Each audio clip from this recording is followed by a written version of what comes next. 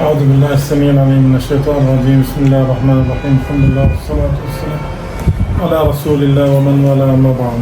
الحمد لله، في هذا اليوم المبارك تشرفنا بزيارة هذه المؤسسة العريقة، مؤسسة الخير تراست، في مقرها الرئيسي في كراتش. هذه المؤسسة التي تربطنا بها علاقة طويلة الأمد، ليست وليدة اللحظة. هذه المؤسسة صاحبة الباع الطويل في العمل الإنساني والإغاثة.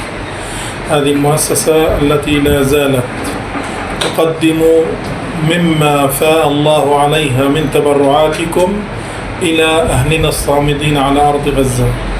هذه المؤسسة صاحبة التاريخ في دعم صمود أهلنا في غزة، جئنا لننقل رسالة الشعب الفلسطيني، لنقول لكم شكرا أهلنا في باكستان، شكرا أهلنا في مؤسسة الخير تراست. هذه المؤسسة لها من اسمها نصيب، فنحن نزكي هذه المؤسسة، وهي تراست عندنا نحن كشعب فلسطيني. تبرعاتكم وصلت، أماناتكم وصلت إلى الشعب الفلسطيني، ونحن بتعاون المستمر مع رئيس المؤسسة والإخوة أعضاء مجلس الإدارة، ونحن إن شاء الله بإذن الله هذه دعوة لأهلنا في باكستان، للخيرين في باكستان، للمزيد من الدعم والإسناد لأهلنا في فلسطين.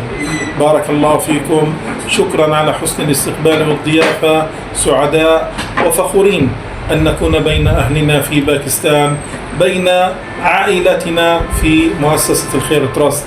وجزاكم الله خيرا، ممثلة في أميرها ورئيس مجلس إداراتها وأعضاء مجلس الإدارة والإخوة القائمين، كل باسمي ولقبي. بارك الله فيكم، جزاكم الله عنا كل خير.